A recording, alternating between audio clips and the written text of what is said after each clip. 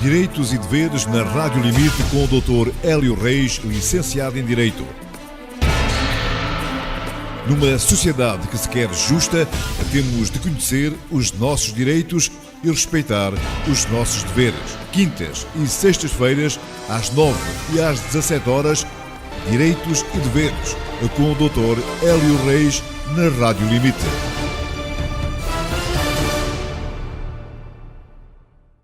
Está no ar mais uma rúbrica Direitos e Deveres com o Dr. Hélio Reis, licenciado em Direito. Vamos falar hoje de um tema que, por vezes, causa as grandes discórdias em família, heranças e herdeiros. Dr. Hélio, bom dia, boa tarde para quem nos estiver a ouvir em qualquer parte do mundo, porque somos ouvidos também pela internet.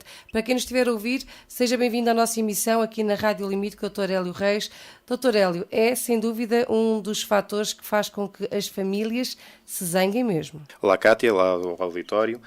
Arrisco-me a dizer que se calhar é o principal motivo de discórdia entre famílias. É de facto a questão das heranças que cria grandes conflitos e grandes brechas na relação que temos com os nossos familiares.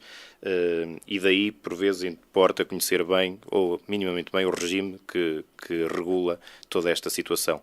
Sendo que o regime alterou-se muito desde o 25 de Abril para cá. Ainda há muitas pessoas que têm ideias pré-concebidas do anterior regime, a 1975 e 77, foi ali naqueles 2 anos que todo este regime se alterou, nomeadamente, por exemplo, relativamente ao cônjuge.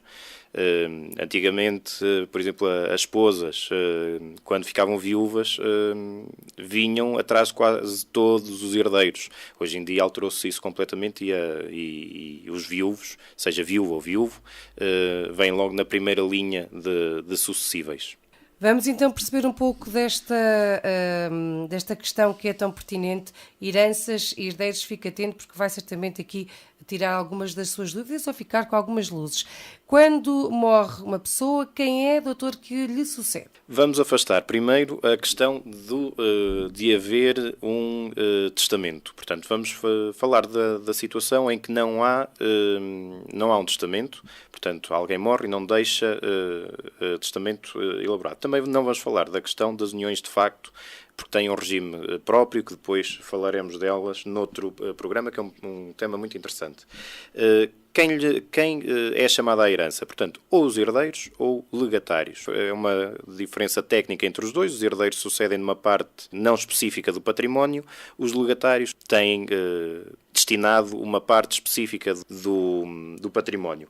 No caso que a gente vai falar hoje aqui, estamos a falar em herdeiros sem especificação daquilo que lhes cabe, pelo menos pela parte do falecido. Dentre os herdeiros, há uma ordem de sucessíveis, das pessoas que lhe sucedem na herança.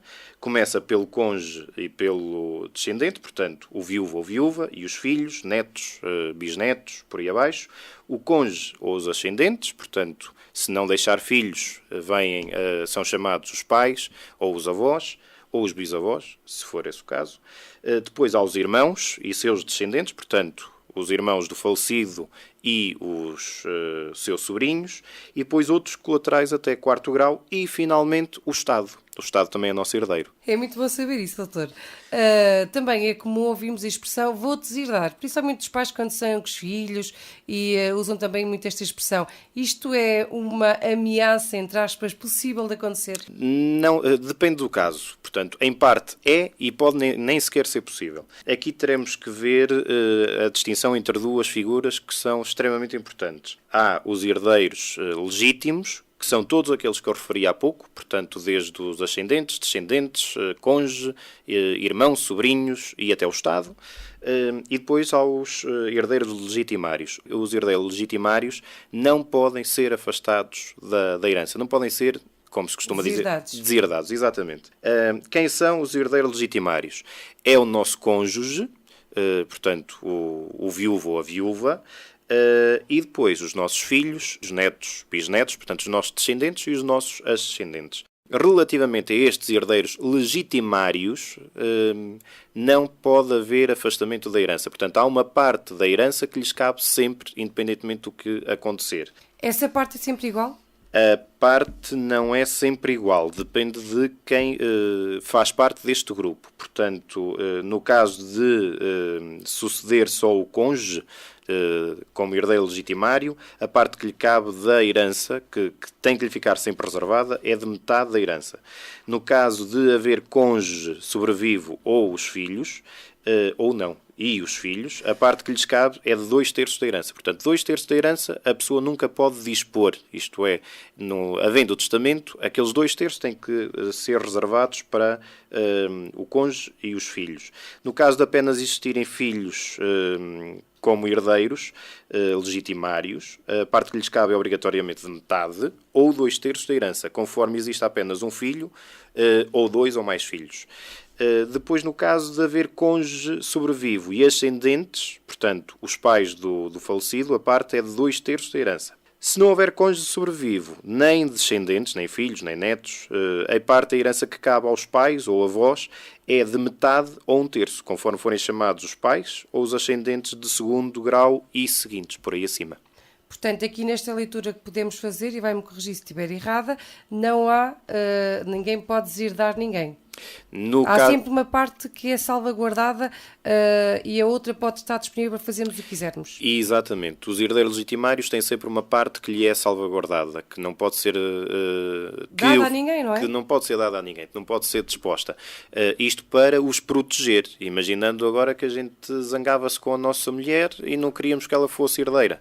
Ela tem o direito, obrigatoriamente, a uma parte da herança. Muito bem. Vamos então falar agora dos graus, porque eu sempre ouvi primos em primeiro grau, em segundo grau, mas agora está a falar de descendentes em segundo grau. Agora fiquei aqui um bocadinho baralhada. Estamos a falar de netos? De netos, sim.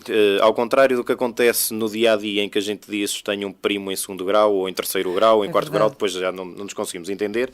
Em direito, cada elo entre duas pessoas é um grau. Portanto, um exemplo prático para percebermos melhor. O meu avô tem 2 elos até chegar a mim. Portanto, é a minha mãe, ou o meu pai, e eu. Portanto, é meu parente em segundo grau. De mim para a minha mãe é 1 grau, da minha mãe para o meu avô é outro grau, portanto 2 graus.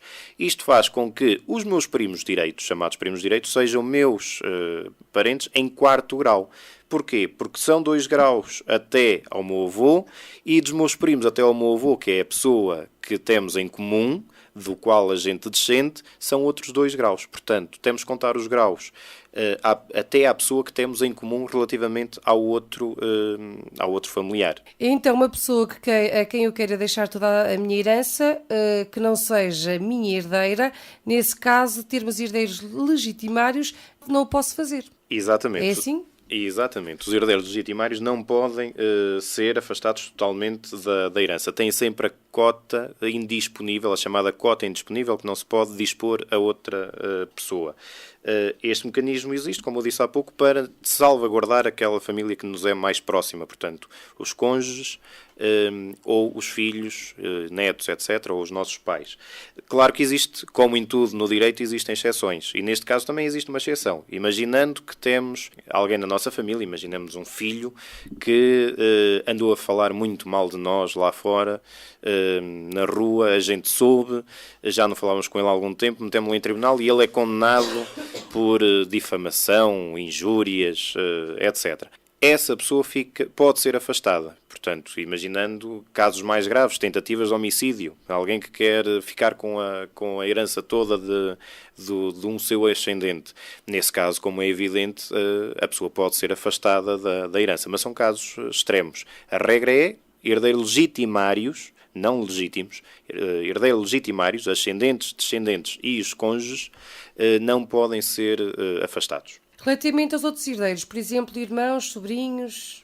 Aí a questão já é totalmente diferente. Portanto, nesse caso, podem ser afastados da herança. Imaginando que temos sobrinhos, mas já não temos irmãos, não os conhecemos muito bem, estão lá fora no estrangeiro, e quem quem tratou de nós sempre foi a nossa vizinha ou a filha da nossa vizinha, e a gente quer, em vez de salvaguardar os nossos sobrinhos que nem se calhar os conhecemos, deixamos então nesse caso toda a nossa herança, através do testamento, para essa pessoa que nos ajudou a vida toda, ou quem quer que seja. Nesse caso, sim, é possível deserdar, digamos assim.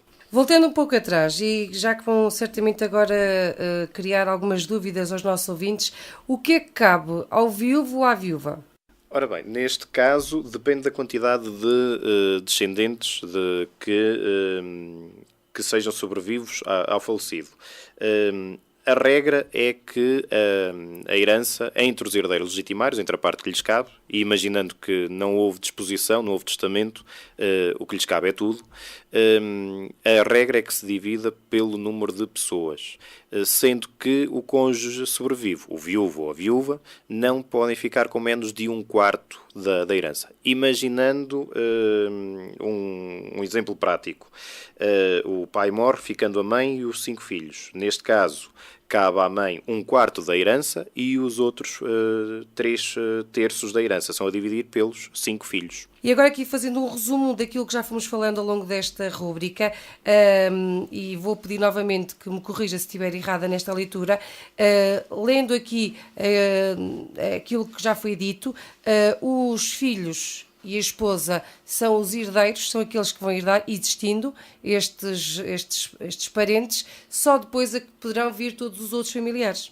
Exatamente. Quando eu há pouco falei da ordem de sucessíveis, em que entrava inclusive o Estado, só são chamados se a classe de sucessíveis daquelas pessoas que vão suceder ao falecido não existir. Portanto, os irmãos do falecido só são chamados à herança se não houver descendentes, nem viúva, nem ascendentes. Portanto, os colaterais são os irmãos, os sobrinhos, por aí afora, só são chamados à herança se não houver ascendentes, nem descendentes, nem viúvo ou viúva. Vamos aqui complicar um bocadinho mais as coisas. Há pouco falamos de uma mãe e de 5 filhos. E agora imaginamos que um desses 5 filhos faleceu e deixou um neto. O que é que lhe cabe a esse neto? A parte do pai? A parte do pai, exatamente. Imagina, complicando ainda mais, não é um neto, mas são 4 netos filhos da mesma pessoa. Os 4 netos vão dividir entre eles, com as mesmas regras que referimos há pouco, mas agora não interessa para não complicar ainda mais, vão herdar entre eles, vão dividir entre eles a parte que cabia ao pai. Portanto, não entram na conta para dividir ainda por mais cabeças, não. A sua parte é aquela que caberia ao pai, porque eles só são herdeiros do pai. E agora vamos continuar então aqui a pedir ao doutor para nos ajudar a esclarecer mais ainda esta questão das heranças.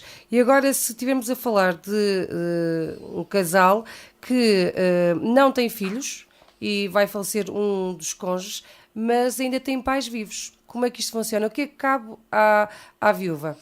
Neste caso, à viúva cabe-lhe 2/3 da herança e aos pais do falecido apenas uma parte.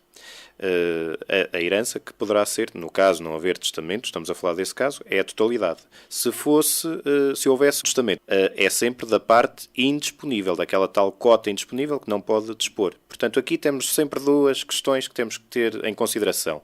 Se há um testamento, temos que ver a parte que não pode ser disposta, que não pode ser dada a outras pessoas que não sejam herdeiros legitimários. E depois disso, havendo essa parte ou não havendo, o que resta, pode ser a totalidade ou não, tem que ser dividido então pelos herdeiros que vêm nessa tal classe de sucessíveis, podem ser legitimários. Caso eles não existam, então os irmãos, sobrinhos, por aí afora, aqueles que vierem em primeiro lugar. Eu pensava que o cônjuge tinha direito a uma parte superior da herança. Ora bem, esta convicção vem do facto de que muitas vezes o cônjuge é meieiro, mas isso é diferente de ser herdeiro. Vamos pôr um caso prático, com casos práticos é sempre mais fácil. Imaginemos o tio António e a tia Maria, casaram-se há 30 anos no regime de comunhão de adquiridos. Nenhum deles tinha qualquer bem antes do casamento, e isto é importante.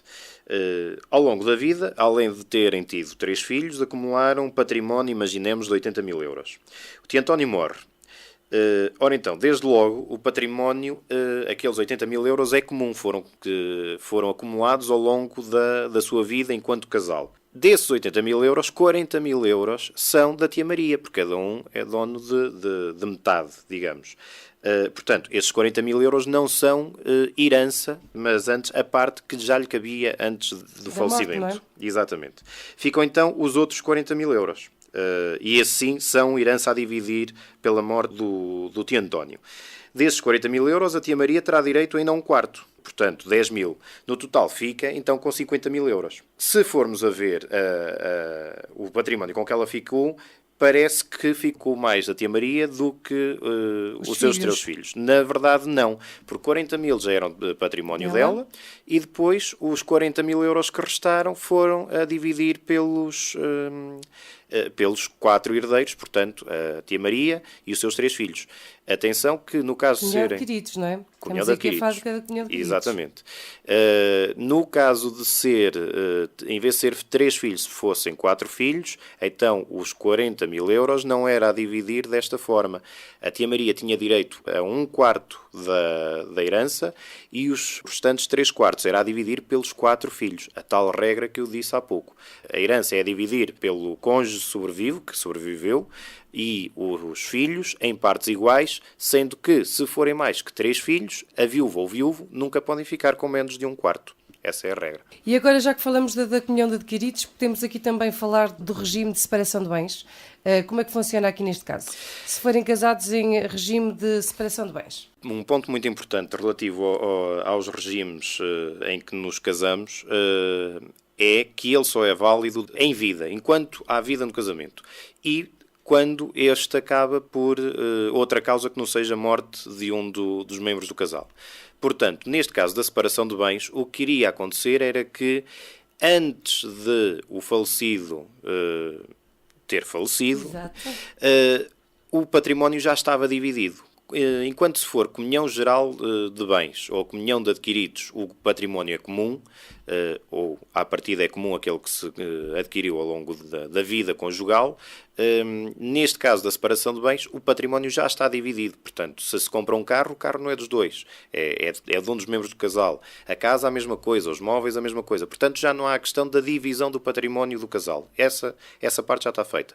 No entanto, a viúva ou o viúvo é herdeiro de igual forma do falecido ou da falecida. Portanto, aí não há dúvidas. A parte da herança, o regime de bens não tem influência sobre a parte da herança. Pode ter influência, sim, na questão da divisão, de estabelecer qual é a parte que cabe do património do casal, se houver um património em comum. Também pode acontecer que o falecido, ou imaginando outra vez o tio António e a tia Maria, estávamos a falar há pouco dos 80 mil euros que eles acumularam ao longo da sua vida enquanto casal. No entanto, imaginando agora que, tendo casado em comunhão de adquiridos, a tia Maria já levou para o casamento a casa onde eles sempre viveram. E a casa vale outros 80 mil euros. A casa já não vai ser dividida, porque a casa é património exclusivo, próprio da tia Maria. Portanto, não é o património do casal, porque a tia Maria, acho que foi assim que eu a chamei há pouco. Sim, não tem mal. É só um exemplo. Já levou essa casa para o casamento, portanto é património dela. Não há divisão da casa. Há a divisão, sim, do resto do património que adquiriram ao longo da vida do casal. Mas se ela morrer, e ele é o viúvo, é o herdeiro... É excelente pergunta. Então, e se a tia Maria... Quem é que vai herdar? Quem é que vai herdar a questão da casa? Exatamente os mesmos. Portanto, tanto o tio António, que lhe sobreviveu, como os filhos. E a casa entra no bolo da herança. Nesse caso, sim. E agora, antes de encerrarmos este programa de hoje, e até porque ficará para o próximo programa a União de Factos, que também já aqui referiu no início, que é um tema também que vai dar aqui muito pano para mangas e também vai ajudar certamente muitos dos nossos ouvintes, visto que também cada vez mais casamos em Portugal e, portanto, há muita união de facto, não é, doutor? É uma nova realidade a que não estamos habituados, tem um regime muito próprio, específico, também complexo. Isto é complexo, mas em questão de uniões de facto também é. E sendo um regime novo, uma realidade nova, as pessoas estão ainda um bocadinho distantes destas questões jurídicas que depois anda à volta dessa realidade. Disso falaremos então para o próximo programa, mas antes de irmos e arrematarmos este programa de hoje, pergunto-lhe, porque fiquei aqui com algumas dúvidas na cabeça, e eu pergunto-lhe, imaginando eu estou casada e o meu marido vai falecer, eu sou herdeira de tudo. Não. Só seria se não tivesse filhos, nem o falecido tivesse pais. Portanto, imaginando que não têm filhos em comum, mas os pais do falecido ainda são vivos. Então, nesse caso, são os dois herdeiros. Portanto, E eles têm que vir reclamar a herança? têm que vir reclamar, mais ou menos. Isto é assim, quando alguém falece, há duas coisas que se têm que fazer. Primeiro, uma relação de bens às finanças, que tem que ser feita no prazo de 90 dias, e depois também há a questão da habilitação de herdeiros. O que é a habilitação de herdeiros? A habilitação de herdeiros é definir, naquele momento em que faleceu alguém, quem são os seus herdeiros, quem é que vai ser chamado à herança. Portanto, se naquele momento não tinha filhos e não os veio a ter, tem que se ver. Então, muito bem, tem viúvo, e ficou um viúvo ou uma viúva, muito bem, é herdeiro. Tem ascendentes? Então vamos também chamar os ascendentes à herança. E os ascendentes são quem? São os pais ou são os avós? Pode acontecer que não sejam os pais. Pode acontecer que sejam os avós. Nesse caso, já é diferente. Portanto, é ver naquela classe de sucessíveis quem é que é chamado. E eles podem abdicar da herança? Pode-se abdicar da herança. De facto, pode-se abdicar da herança. E Raramente deve acontecer, não, doutor? Não é assim tão raro. Imaginando que a herança, em vez de ter ativo, só tem passivo. Pois aí já ninguém queria. Pronto, exatamente. Não é assim tão raro. Muitas vezes há pessoas que abdicam da herança em favor dos filhos, logo diretamente. Porque depois os filhos podem, os netos podem-se chegar à frente para receber a parte que era do pai ou da mãe. Mas sim, pode-se recusar a herança. Muito bem, doutor, obrigada por todos estes esclarecimentos. Contamos consigo o próximo programa. Obrigado. Obrigado. Direitos e deveres na Rádio Limite com o Dr. Hélio Reis, licenciado em Direito. Numa sociedade que se quer justa, temos de conhecer os nossos direitos e respeitar os nossos deveres. Quintas e sextas-feiras, às 9 e às 17 horas, Direitos e Deveres, com o Dr. Hélio Reis, na Rádio Limite.